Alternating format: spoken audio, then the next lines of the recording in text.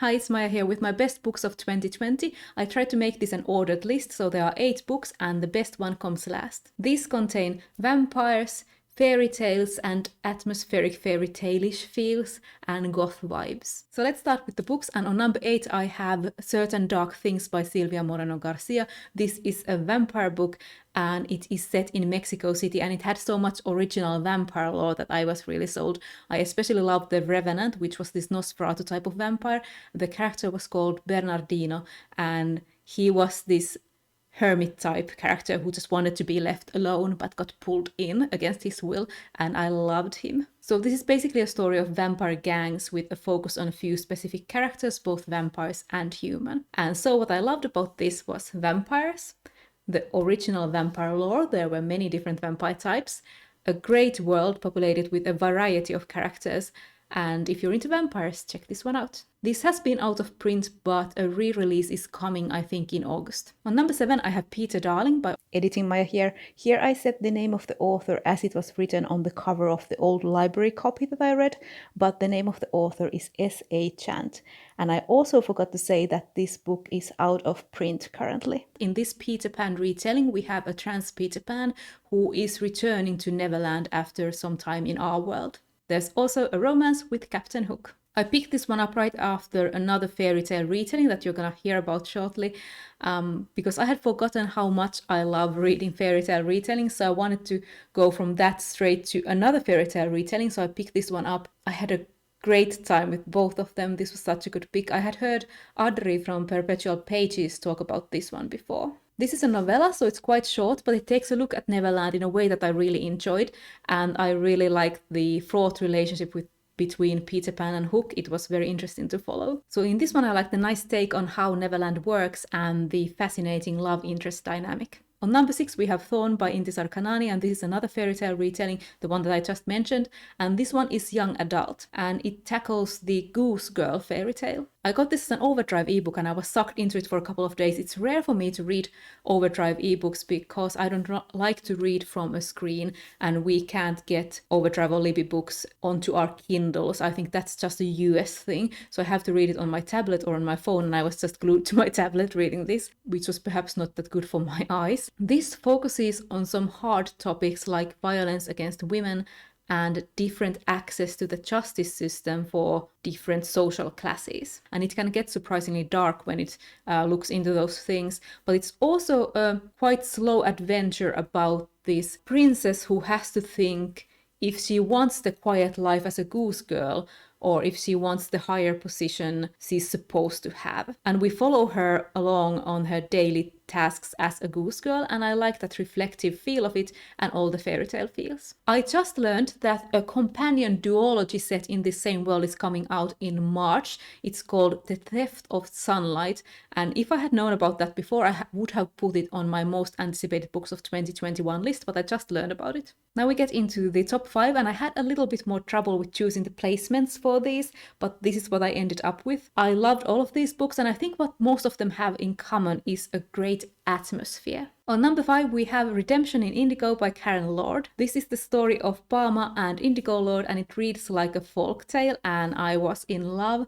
Indigo Lord is this morally ambiguous immortal character, and Parma is a regular woman who ends up with this chaos stick, which used to belong to the Indigo Lord, and he wants it back. So what happens is a trip with a mortal and an immortal traveling together, learning from each other. I love that sort of thing. This book takes a little while to get there, but I really love the characters' dynamic. So the main thing that I loved about this was the Indigo Lord, who is exactly the sort of character that I enjoy, but also Parma was a great main character.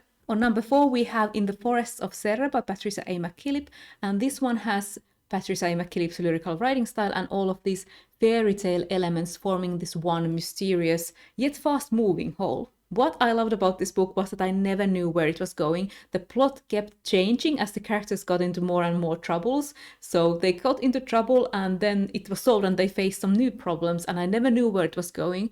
There's also so many fairy tale elements. There's a firebird, there's a witch, a forest witch living in a hut, there's a cruel king, a prince on a magical quest, a princess traveling to a new kingdom, forest animals, so much. The Forest Witch was my favorite character, and I loved all the twists and turns after twists and turns. And number 3, we have The Four Profound Weaves by R.B. Lemberg.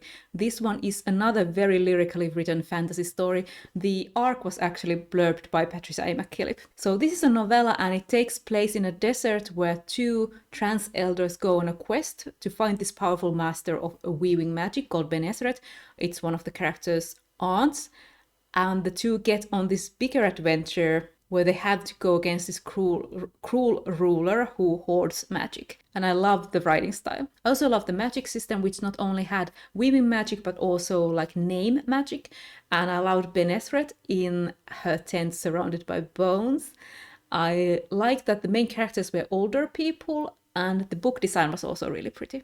On number 2, we have Silver in the Wood by Emily Tesh. Talk about atmosphere. So this is a fantasy novella which has folk tales and forest magic, an endlessly enthusiastic and curious man flirting with a big, strong, quiet man, and dryads. But yeah, most importantly, the folk tales and the forest magic. I also really like the character of Henry Silver, who was the happy-go-luckier of the men, who was so interested in all the folk tales. I also read the second novella in this, I can't remember the name right now, but I also read it last year, and I liked it, but I didn't like it as much as this one. So on number 1, we have Gideon the Ninth by Tamsin Muir. Bones, goths, necromancers, stupid jokes. This has this writing style that will take 2 spider-webbed twisting corridors instead of 1 and throw in a few lugubrious adjectives for good measure. It has it all. Also, my edition has black edges. What more can I say about this?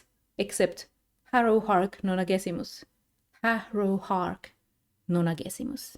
So in case you didn't know, this is science fantasy in which a group of necromancers from different houses or planets and different necromantic like magic factions are studying this decaying space palace in order to learn its secrets and gain their place as the Emperor's number 1 necromancers, basically.